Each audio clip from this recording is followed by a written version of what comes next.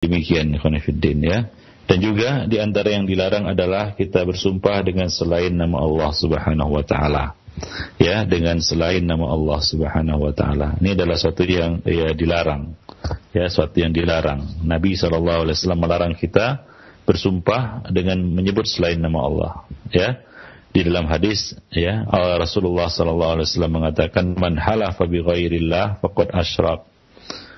Dalam riwayat lain man halafa bil amanati falaysa minna. Barang siapa yang bersumpah dengan menyebut selain nama Allah, maka dia telah berbuat syirik. Ya, dalam riwayat lain barang siapa yang bersumpah dengan menyebut amanah, yaitu selain Allah, maka dia bukan dari golongan kami. Ya, dan juga Rasulullah sallallahu alaihi wasallam melarang kita untuk bersumpah dengan menyebut nama bapak-bapak kita. Ya, seperti dalam hadis Nabi mengatakan innallaha yanhaakum an tahlifu bi abaikum. Faman kana halifan falyahlif billah. Sesungguhnya Allah melarang kalian dari bersumpah dengan menyebut nama bapak-bapak kalian. Barang siapa yang bersumpah maka hendaklah dia bersumpah dengan menyebut nama Allah, atau kalau tidak hendaknya dia lebih memilih diam. Hendaklah dia diam. Nah, jadi Nabi melarang menyebut nama bapak-bapak kita di dalam sumpah. Nabi mengatakan la tahlifu bi abaikum. Janganlah kalian bersumpah dengan menyebut nama bapak-bapak kalian. Ikhwan fillah, rahimani wa rahimakumullah jami'an. Dan barang siapa yang terlanjur bersumpah dengan menyebut selain nama Allah Subhanahu wa taala karena lupa atau lalai, ya maka hendaklah dia membayar kafaratnya, yaitu dengan mengucapkan la ilaha illallah. Ya, mengucapkan la ilaha illallah. Nah, ini berdasarkan hadis Rasulullah sallallahu alaihi wasallam. Beliau bersabda, man halafa faqala fi halfihi wallati wallata wal uzza falyakul la ilaha illallah. Barang siapa yang berkata di dalam sumpahnya demi Lata dan demi Uzza, maka hendaklah dia mengucapkan la ilaha illallah. Dan kafarat ini hukumnya wajib atas setiap orang yang bersumpah dengan menyebut selain nama Allah, yaitu dia mengucapkan la ilaha illallah. Dan hendaknya seorang yang bersumpah itu berkata jujur di dalam sumpahnya, tidak dusta, ya, tidak dusta. Ya, Rasulullah mengatakan ihlifu billah wa barru wasduqu fa innallaha la yuhibbu ay yahlifa bihi. Bersumpahlah dengan menyebut nama Allah. Tunaikanlah sumpahmu dan berkata jujurlah, karena sungguhnya Allah suka. Innallaha yuhib ayyahlifa bihi. Allah suka hamba itu bersumpah dengan menyebut namanya. Ya, nah demikian. Jadi kita diperintahkan untuk jujur di dalam sumpah kita, dan kita diperintahkan untuk menjaga sumpah kita, ikhwani fiddin. Ya, apalagi kita bersumpah dengan menyebut nama Allah Subhanahu wa taala, ya. Nah demikian. Ya, sesuatu yang diagungkan, ya. Bahkan ya, orang yang telah bersumpah dengan menyebut nama Allah, maka orang yang mendengarnya harus ridha menerima sumpahnya. Ya, wajib bagi orang yang diberi sumpah membenarkan orang yang bersumpah dengan menyebut nama Allah. Ya, dalam hadis Nabi mengatakan man halafa billah falyasduq wa man hulifa lahu billah falyarda wa man lam yarda billah falaysa minallah. Rasulullah sallallahu alaihi wasallam mengatakan, barang siapa bersumpah, hendaklah dia menyebut nama Allah. Barang siapa yang bersumpah dengan menyebut nama Allah, hendaklah ia jujur. Falyasduq. Ya, janganlah kita bersumpah untuk satu kebohongan dan kedustaan. Barang siapa yang bersumpah dengan menyebut nama Allah, hendaklah dia jujur. Falyasduq. Dan barang siapa yang diberi sumpah, ya, diberi sumpah dengan menyebut nama Allah, hendaklah ia menerimanya. Barang siapa yang tidak ridha, maka ia bukanlah ia dari golongan Allah Subhanahu wa taala. Bukanlah ia dari golongan Allah Subhanahu wa taala. Nah, demikian ikhwan fillah rahimani wa rahimakumullah jami'an. Nah, kemudian ya, perkara yang perlu diperhatikan juga adalah ya, kita dilarang bersumpah atas sesuatu yang diharamkan. Kita bersumpah untuk melakukan sesuatu yang diharamkan oleh Allah Subhanahu wa taala. Ya, tidak boleh seorang insan atau seorang muslim bersumpah untuk melakukan sesuatu yang diharamkan. Satu dosa, satu maksiat atau kejahatan atau kezaliman. Nah, bahkan kalaulah ia terlanjur bersumpah, ya, maka dia tidak boleh menunaikan sumpahnya itu. Dan dia harus membayar kafarat sumpah. Ya, membayar kafarat sumpah. Ya, kafarat sumpah itu seperti yang dijelaskan di dalam firman Allah Subhanahu wa taala dalam surat Al-Maidah, ya, ayat 89. Fa kafaratuhu it'amu asyrati masakin min awsati ma tut'imuna ahlikum aw kiswatuhum aw tahriru raqabah. Faman lam yajid fasiyamu thalathati ayyam. Dzalika kaffaratu aymanikum idza halaftum wahfadhu aymanakum. Maka kafarat melanggar sumpah itu ialah memberi makan 10 orang miskin, yaitu dari makanan yang biasa kamu berikan kepada keluargamu. Yang memberi makan 10 orang miskin, atau memberi pakaian kepada mereka. Memberi pakaian kepada mereka, memberi pakaian kepada 10 orang fakir miskin. Atau memerdekakan budak, memerdekakan seorang budak. Barang siapa yang tidak sanggup melakukan yang demikian, maka kafaratnya adalah puasa selama 3 hari. Ya, puasa selama 3 hari.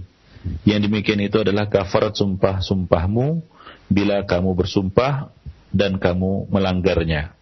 Maka jagalah sumpah-sumpahmu.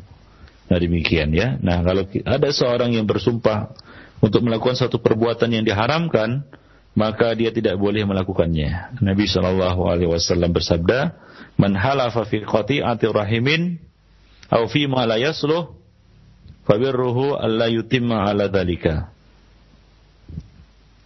Barang siapa bersumpah untuk memutuskan tali silaturahim atau tentang satu yang tidak baik, ya, satu perkara yang tidak baik dan tidak layak, tidak dibenarkan, maka cara menunaikan sumpahnya itu adalah dengan tidak melakukannya. Dengan tidak melakukannya, ya. Nah, demikian. Jadi janganlah dia melaksanakan sumpah yang berisi dosa tadi, ikhwani fiddin. Rahimani wa rahimakumullah jami'an. Taib. Ya, dan juga di antara perkara yang perlu kita perhatikan di dalam sumpah ini adalah hendaklah kita mengucapkan istisna, yaitu ucapan insyaallah dalam sumpah, ya. Nah, demikian. Nah, ini faedahnya adalah agar ia tidak termasuk orang yang melanggar sumpah apabila ia tidak mampu melaksanakannya. Nah, demikian. Rasulullah sallallahu alaihi wasallam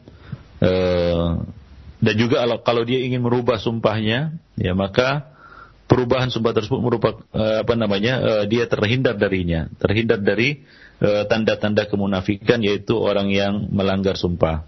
Nah, demikian. Dan juga sebagai bentuk kehati-hatian, ya, supaya seorang itu tidak jatuh dalam pelanggaran sumpah, yaitu dia mengucapkan kalimat istisna, yaitu insyaallah di dalam sumpahnya.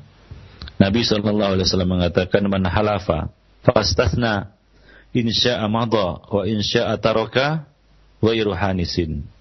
Barang siapa bersumpah lalu mengucapkan insyaallah, maka jika ia mau mengerjakannya silakan, dan jika ia mau meninggalkannya silakan. Ia tidak melanggar sumpahnya. Nah, demikian ikhwan fillah, azani Allah wa iyyakum jami'an. Ya, di antara salah satu perkara yang perlu kita perhatikan di dalam sumpah. Jadi intinya ikhwan fillah, pada hari ini kita membahas salah satu di antara dosa-dosa besar, yaitu orang yang dusta ataupun palsu di dalam sumpahnya, yaitu memberikan sumpah palsu, memberikan sumpah yang dusta. Nah, demikianlah ya kajian ataupun pembahasan kita pada hari ini, ya, dosa besar yang ke-25, yaitu al-yaminul ghamus, ya, sumpah palsu atau sumpah dusta. Nah, untuk selanjutnya kita bisa berinteraksi melalui tanya jawab. Nah, sekarang jazakallahu khair kepada Ustaz yang sudah memberikan materi yang sangat bermanfaat sekali dari pembahasan Al-Kabair, yaitu poin yang ke-25, bersumpah palsu. Mudah-mudahan bermanfaat bagi kita semua. Dan selanjutnya akan kami buka sesi tanya jawab. Bagi Anda yang ingin bertanya langsung, silahkan Anda bisa menghubungi kami di line telepon di 021 823 6543 atau di pesan singkat di 081 989 6543. Dan kami sangat mengharapkan pertanyaan yang Anda ajukan disesuaikan dengan pembahasan kita di kesempatan pagi ini. Untuk kesempatan pertama kami akan angkat di line telepon di 021 823 6543. Ya, halo. Halo, selamat Selamat pagi, Assalamualaikum. Waalaikumsalam warahmatullahi wabarakatuh. Dengan siapa di mana Pak? Saya dengan Teguh ini. Dengan Teguh. Di mana? Di Cibubur. Silahkan Pak Teguh. Ya, saya mau nanya tentang ini praktek dari Abu Muhammad. Mungkin mengenai pertanyaan hal tersebut Bapak bisa menanyakan di layanan off air kami Pak ya, di 0218233661. Ya, kami mohon maaf. Selanjutnya akan kami angkat Ustaz ya, pertanyaan yang sudah masuk melalui pesan singkat. Ada pertanyaan dari Ummu Aisyah yang berada di Bintaro. Assalamualaikum warahmatullahi wabarakatuh. Ya Ustaz, bagaimana jika seorang ulama atau dai bersumpah tentang suatu pemahaman agama yang melenceng dari manhaj salaf? Silakan Ustaz. Ya, itu termasuk sumpah yang berisi dosa ya. Ya, karena dia bersumpah untuk sesuatu yang la yasluh, sebagaimana yang dikatakan oleh Nabi tadi, man halafa fi qati'ati rahimin aw fi ma la yasluh ya fabirruhu alla yutimma ala dzalika. Barang siapa yang bersumpah untuk memutus tali silaturahim atau sesuatu yang tidak pantas, ya, maka tebusannya adalah dia tidak melaksanakan sumpahnya itu. Ya, dia tidak boleh melaksanakan sumpahnya itu. Dalam riwayat yang lain Nabi mengatakan man halafa ala yaminin qati'atan aw ma'siyatan fahanatha fadzalika kafarah.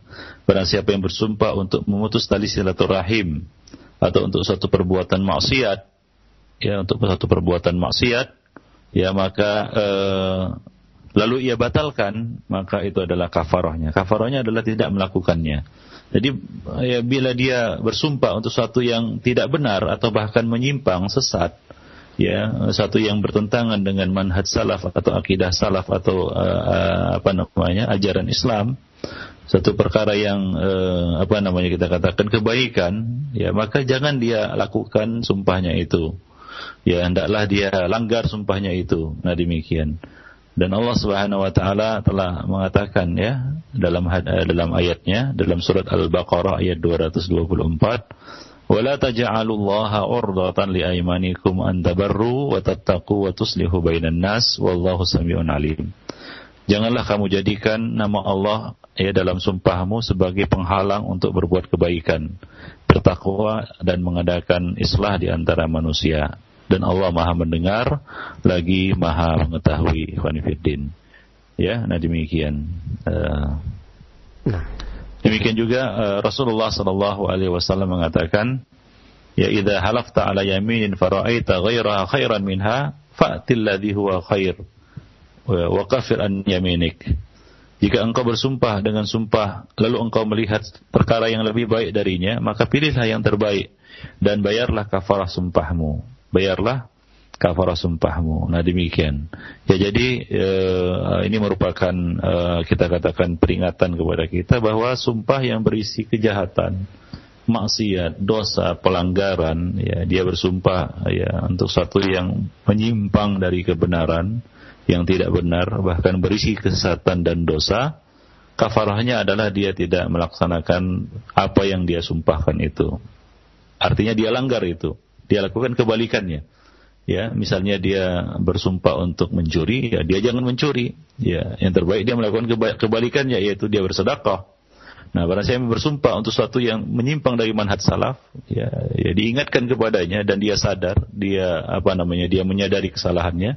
Jangan dia lakukan sumpahnya itu, dan dia lakukan sesuatu yang berkebalikan darinya, yaitu dia ikuti manhaj ini.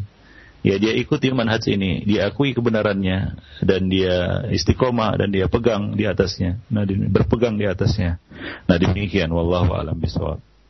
Ya, nanti sekarang saya khair atas jawabannya Ustaz, dan selanjutnya kami akan coba kembali di line telepon di 021 823 6543. Ya, halo. Halo, assalamualaikum. Waalaikumsalam warahmatullahi wabarakatuh. Dengan siapa di mana, Pak? Dengan Andri di Jakarta. Silakan Pak Andri. Ya, saya mau nanya tadi Pak Ustadz bilang ada 3 dosa. Yang pertama yang manusia yang sudah beruban, terus melakukan zina, yang lupa, yang ketiga yang sumpah palsu. Saya mau nanyakan tadi yang kedua apa ya, saya lupa. Itu pertanyaan yang pertama. Yang keduanya, kalau yang sumpah menggunakan nama Rasulullah, nama Quran, itu gimana dalam Islam? Itu aja. Ya, Assalamualaikum. Waalaikumsalam warahmatullahi wabarakatuh. Silakan Ustaz.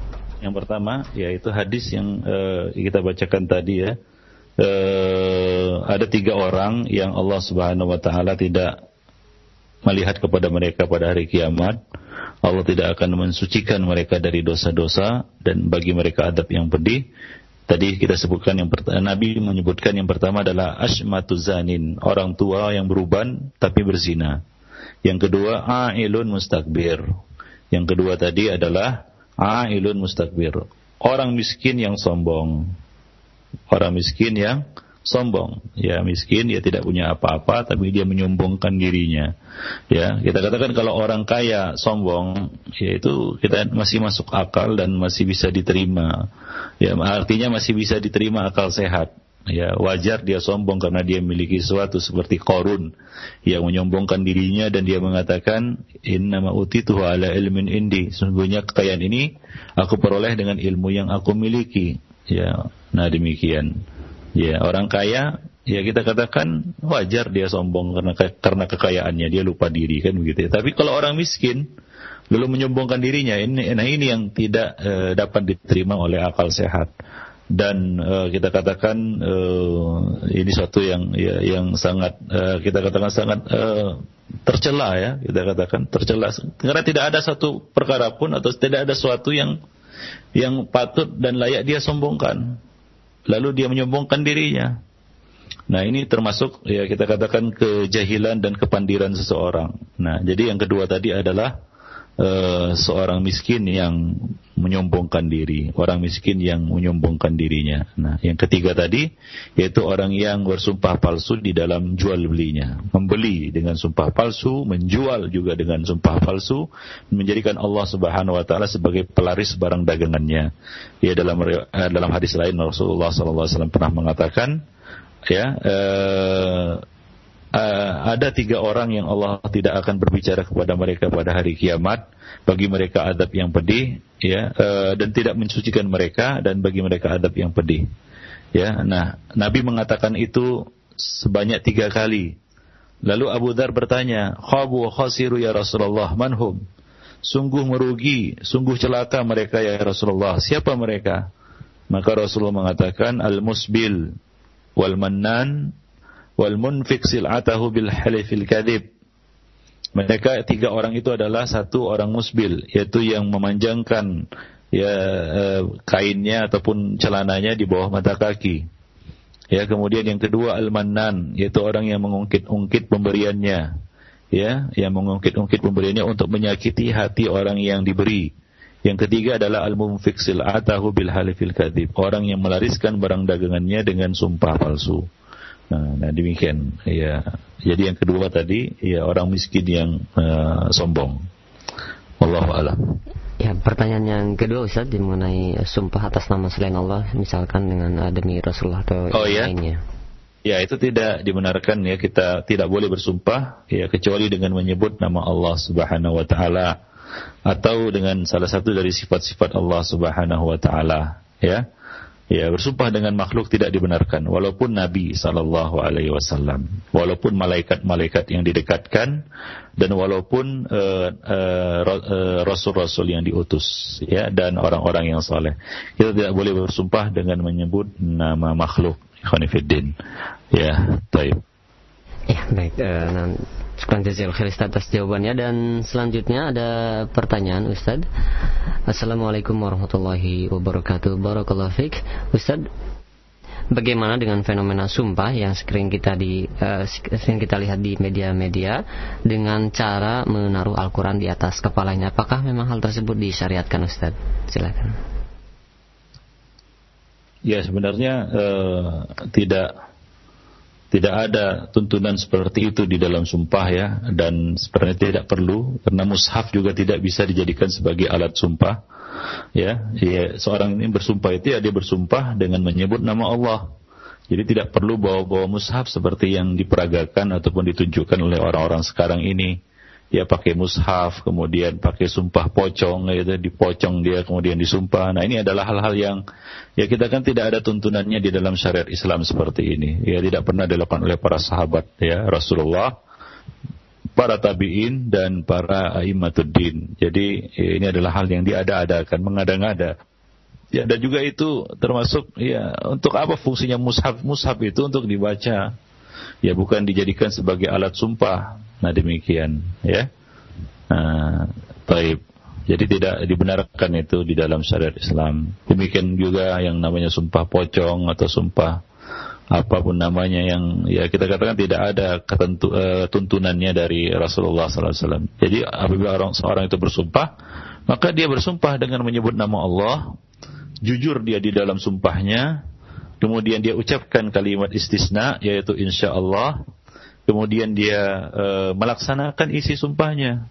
Nah, melaksanakan isi sumpahnya. Nah, itulah dia kita katakan adab-adab dan ketentuan-ketentuan yang perlu diperhatikan di dalam sumpah dan dia jauhi. Janganlah dia bersumpah ya dengan sumpah yang palsu dan sumpah yang untuk sesuatu yang diharamkan.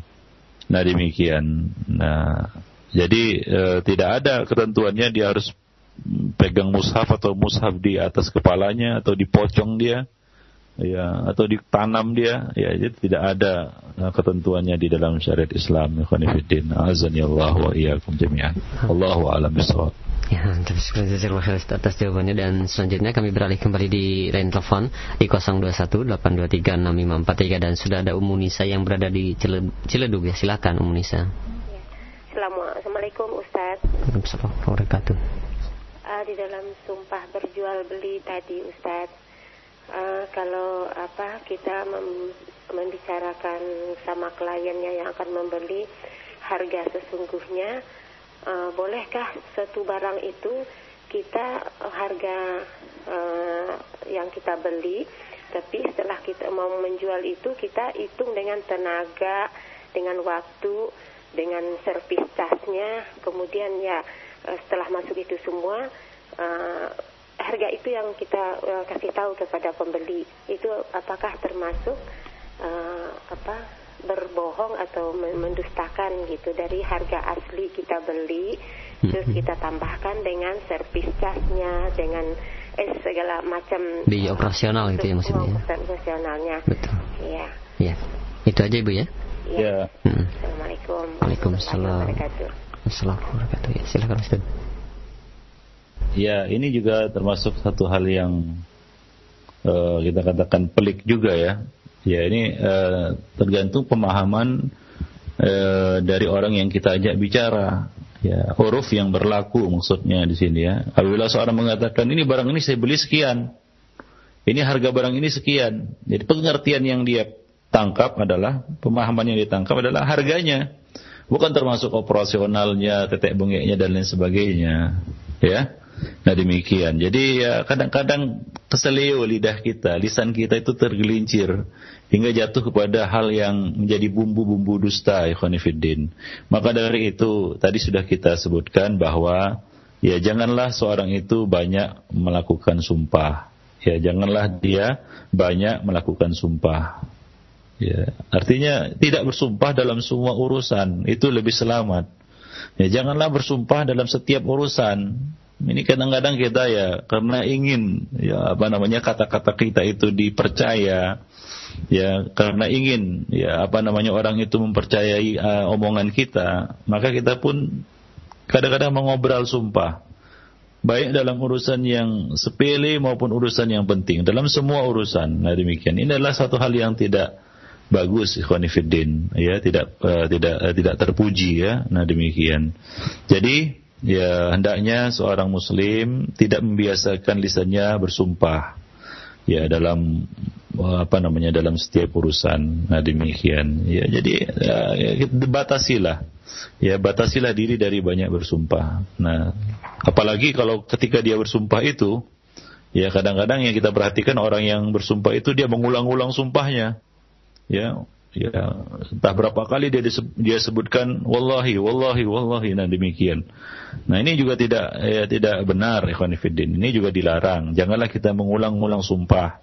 Ya, maksudnya tidak memperbanyaknya, ya. Nah, demikian sebagaimana dalam hadis Nabi sallallahu alaihi wasallam, "Idza istalajja ahadukum fil yamin," ya, fa innahu athimun lahu 'inda Allah, ya, minal kafaratil lati umira biha. Apabila seorang dari kamu mengulang-ulang sumpahnya, maka dia berdosa di sisi Allah Subhanahu wa taala, lebih daripada kafarat yang telah Allah Subhanahu wa taala perintahkan. Imam Ibnu Hajar Al-Asqalani menjelaskan kepada kita, ya, termasuk di antara mengulang-ulang itu yaitu dia terus tetap berani mengerjakan suatu perkara padahal dia telah jelas kesalahannya. Ya, nah demikian. Atau dia, ya, mengulang-ulang sumpahnya itu, memperbanyak sumpahnya itu untuk satu urusan